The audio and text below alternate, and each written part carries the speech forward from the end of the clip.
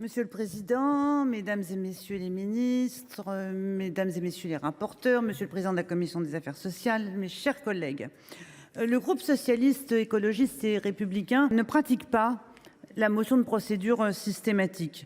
Notre principe est plutôt que, le plus souvent, il convient d'examiner les projets de loi, de débattre des amendements et, à la fin, de soumettre au vote le projet de loi éventuellement enrichi des amendements adoptés.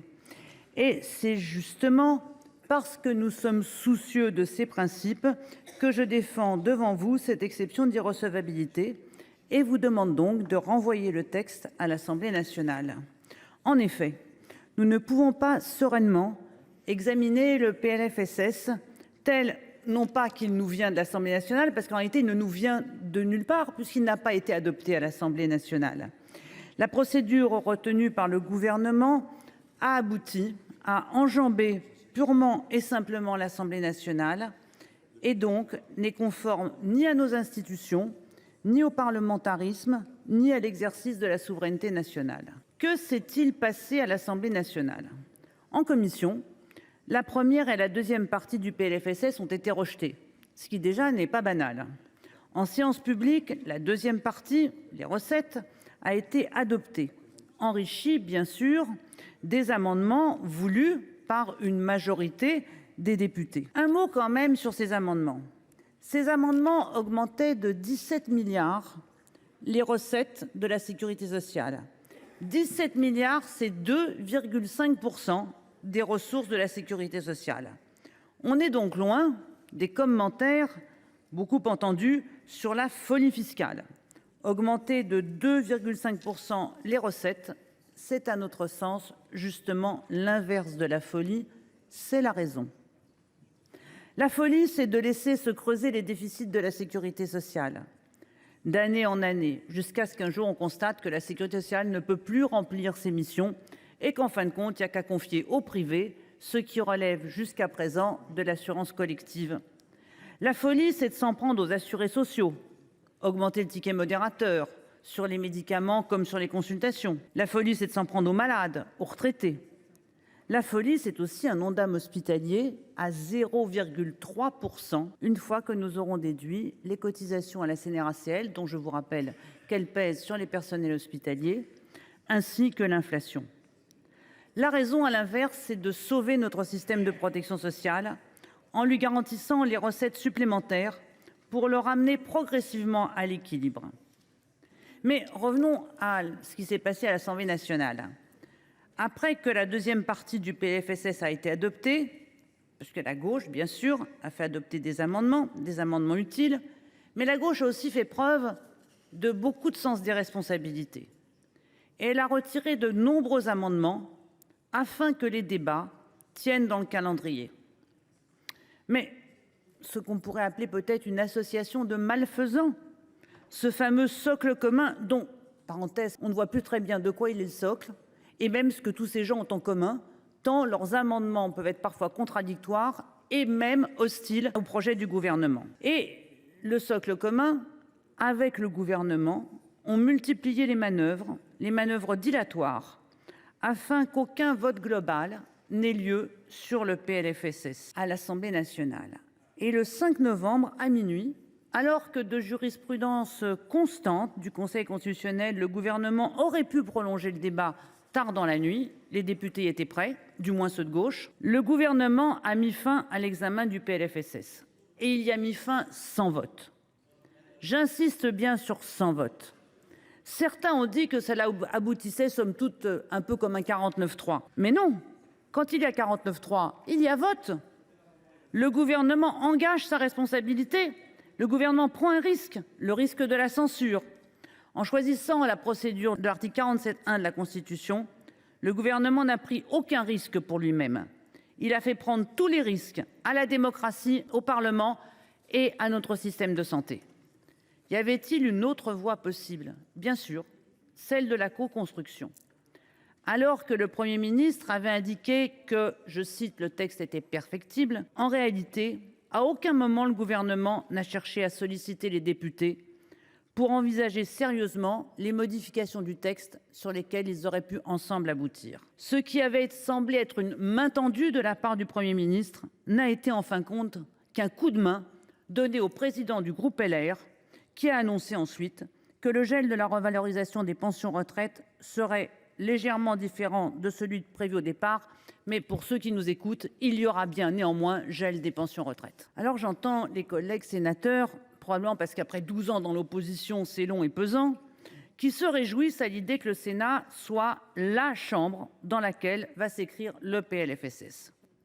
J'ai une très haute opinion de nous-mêmes et de nos travaux, mais je ne me réjouis pas avec vous. L'article 24 de la Constitution nous assigne d'assurer la représentation des collectivités territoriales. Et nous savons que l'Assemblée nationale, élue au suffrage universel, contrairement à nous, cette Assemblée nationale qui a toujours le dernier mot, ne peut être contournée sans que ce soit la souveraineté nationale, c'est-à-dire l'ensemble des représentants du peuple au Parlement, qui soit également contournée. Le gouvernement nous donne un rôle qui n'est pas le nôtre et qui n'est pas conforme à nos institutions. Ce rôle, nous n'en voulons pas. Nous ne sommes pas légitimes à nous substituer à l'Assemblée nationale et à nous rendre complices de déni démocratique.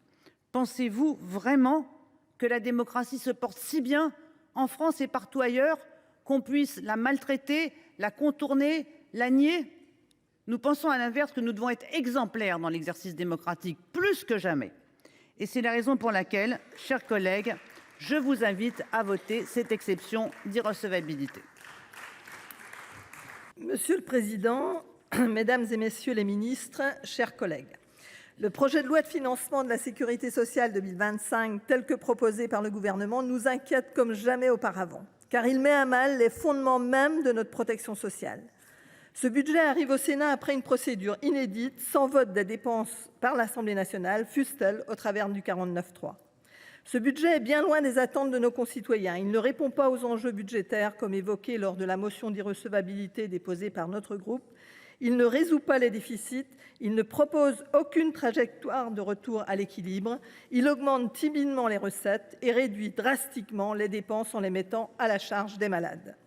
Ce budget cache en réalité une vision politique que nous refusons, celle de laisser filer les déficits pour simuler l'inefficacité de notre système de sécurité sociale issu du Conseil national de la résistance. En effet, nous nous éloignons toujours plus du principe selon lequel chacun participe selon ses moyens et bénéficie selon ses besoins.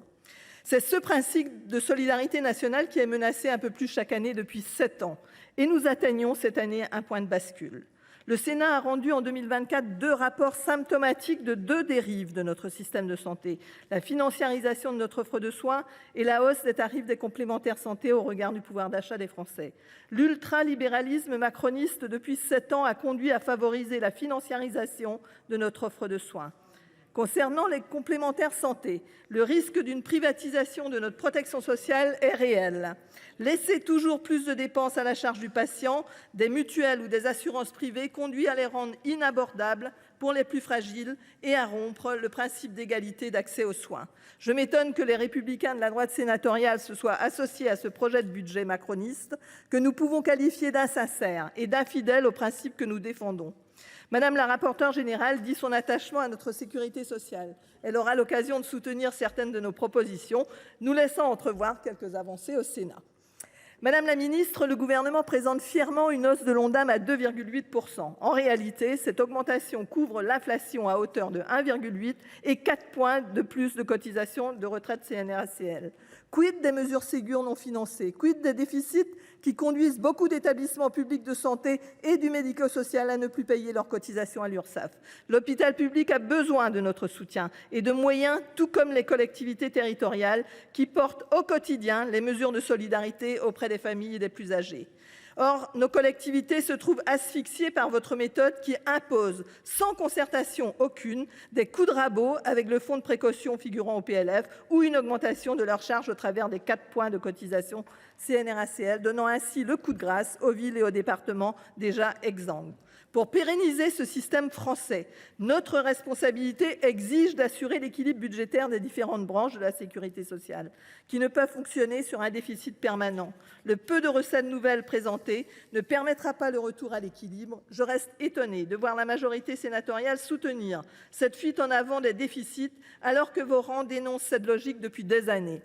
Nous avions perçu un signe positif avec la proposition faite par le gouvernement Barnier de réduire les allègements généraux des cotisations insensés. Nous proposons d'aller plus loin avec une sortie des exonérations à 2 SMIC. Ainsi, nous dégagerons 8 milliards de recettes sur les 80 milliards d'allègements généraux. Nous irons chercher les exonérations ayant démontré leur inefficacité. Inefficacité pour l'emploi et inefficacité pour la compétitivité de nos entreprises.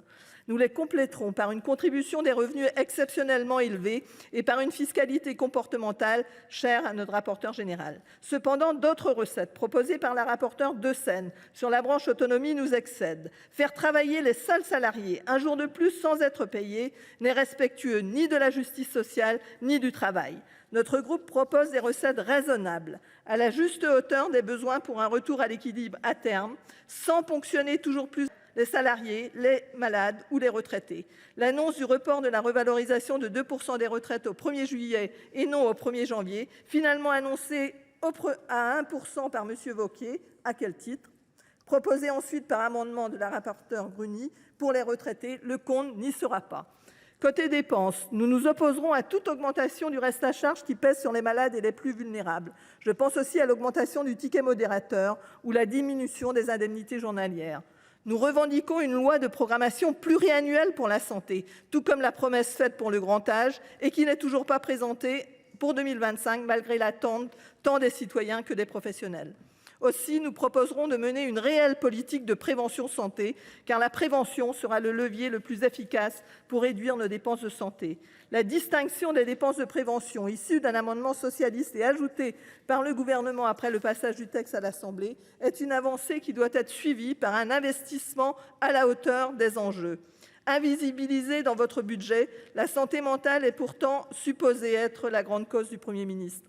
Invisibiliser aussi la politique familiale alors que les familles monoparentales attendent des dispositifs nouveaux, notamment la réforme du congé parental. Invisibiliser aussi le renoncement aux soins et les prises en charge tardives, faute de médecins. Nous, socialistes, considérons qu'il est possible de concilier justice fiscale et sociale et rétablissement des comptes de la sécurité sociale. Nous nous battrons pour préserver l'accès aux services publics et aux soins, de la crèche à l'EHPAD. Nous refuserons de vendre la protection sociale à une logique lucrative dont les effets délétères sont dévoilés par de nombreux scandales. J'espère voir le gouvernement et sa majorité sénatoriale se saisir du sérieux de nos propositions et que nous sortirons au terme de notre débat avec un budget structurant qui améliore la santé de nos concitoyens, rassurant pour l'avenir, pour les droits des travailleurs, des assurés et des familles. Nous préserverons la sécurité sociale à la hauteur des besoins de chacun, car c'est la promesse de fraternité de notre République. Mesdames et messieurs les ministres, Monsieur le Président, Madame la rapporteure générale, mes chers collègues, depuis 2 ans, alors que les coûts liés à la pandémie se sont estompés, la majorité sénatoriale n'a pas eu de mots assez durs pour dénoncer la trajectoire de déficit des comptes de la sécurité sociale. Et vous aviez raison. Mais voilà, parvenue au gouvernement, cette même majorité nous annonce 60 milliards de déficit en 4 ans et ne réduit en rien le déficit cette année. Quelle déception! Alors, vous qui n'avez pas la légitimité des urnes, ayez au moins celle de l'action. Il est possible, il est raisonnable, il est nécessaire de ramener la sécurité sociale à l'équilibre en 3 ans, comme l'a indiqué Annie Le Houerou. C'est la trajectoire que nous défendons. 9 milliards de déficit en 2025, 5 en 2026 et l'équilibre en 2027. Pour y parvenir, il faut renoncer progressivement aux exonérations sans impact sur l'emploi. Nous proposons d'en supprimer 4 milliards en 2025, en sus de la proposition du Premier ministre sur laquelle vous revenez. Plutôt que votre projet de supprimer 1 milliard de remboursements aux assurés sociaux, consultations, médicaments, nous proposons de mettre à contribution les produits qui engendrent des coûts directs que leur fiscalité ne couvre pas, tabac et alcool 6 milliards, et aliments ultra transformés, vous avez ouvert ce dossier. Certains dans cet hémicycle proposent d'infliger 2 points de hausse de TVA à tous les Français. Nous augmentons de 9,2 à 10,6 % la CSG sur les revenus du capital, car pour nous, défendre la valeur du travail doit se traduire en justice fiscale en mettant fin à l'injuste sous-taxation du capital par rapport au travail. Enfin, nous soutiendrons les mesures renforçant la pertinence des soins, car gaspiller l'argent de la sécurité sociale n'est plus supportable. Notre système de santé n'est pas un open bar où des acteurs financiers viennent se servir de taux de rentabilité à 2 chiffres et où les actes se multiplient, déconnectés des besoins de santé, tandis que trop de nos concitoyens n'accèdent plus aux soins nécessaires.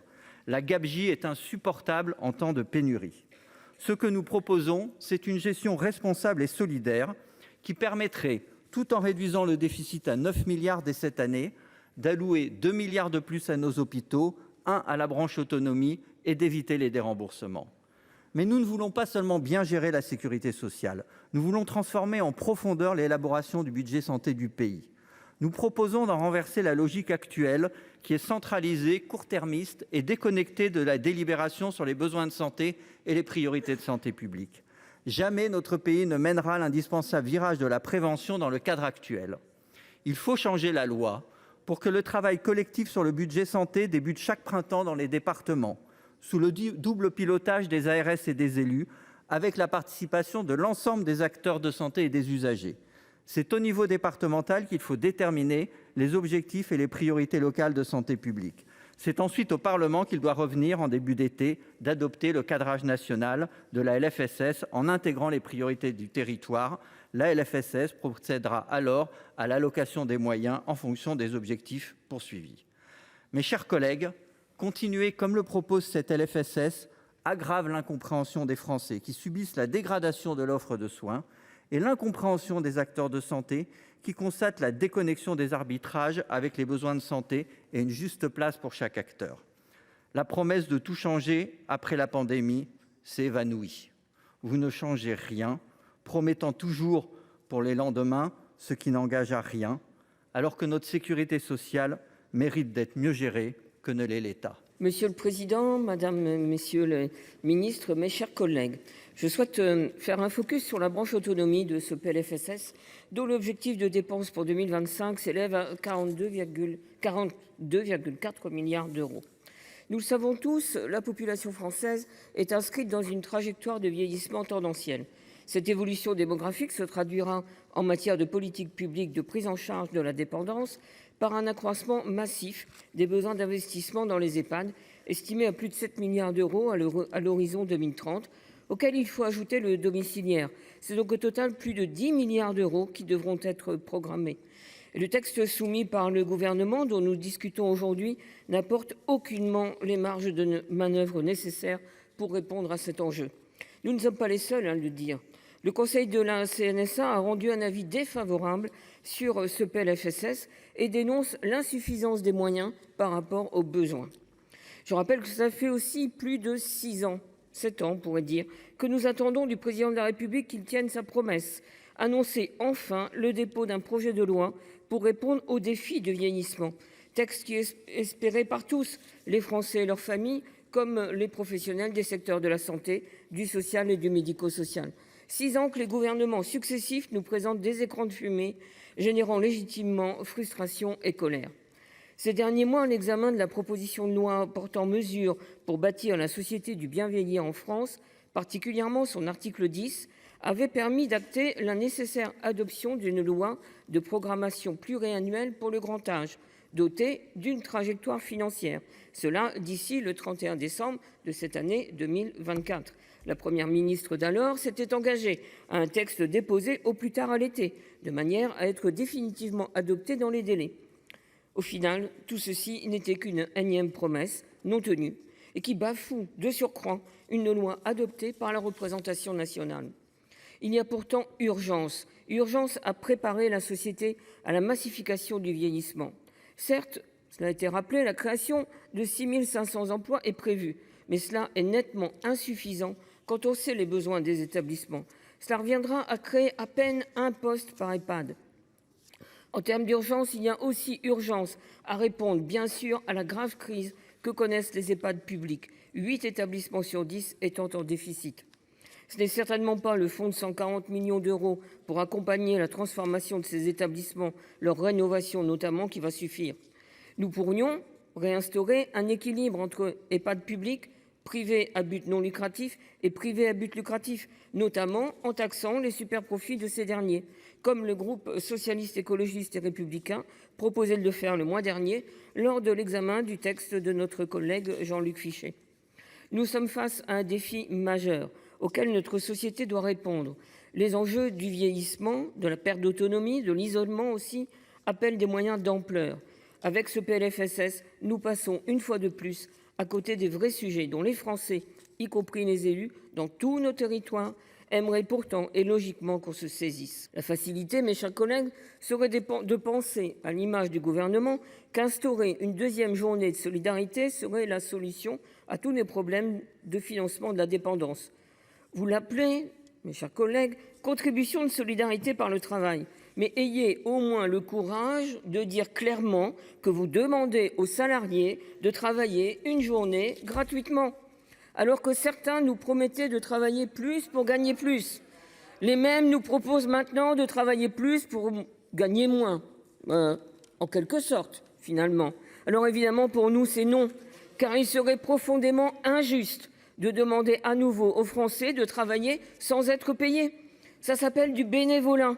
Et je ne connais aucun bénévole dans les entreprises ou dans la fonction publique, car tout travail mérite salaire.